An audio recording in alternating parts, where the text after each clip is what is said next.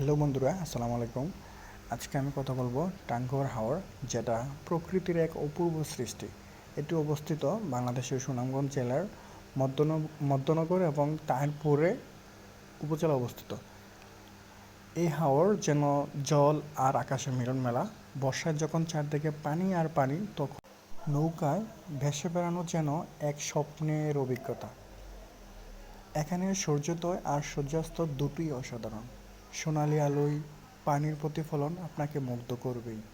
শীতকালে আবার ভেসে আসে হাজার হাজার অতিথি পাখি। তখন হাওর যেন হয়ে ওঠে এক জীবন্ত পাখির রাজ্য।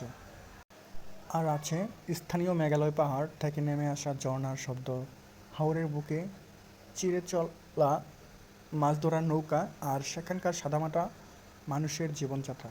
সব মিলিয়ে টাঙ্গুয়ার হাওর শুধু একটি ভ্রমণ গন্তব্য নয়, এটি একটি সুন্দর অনুভূতি।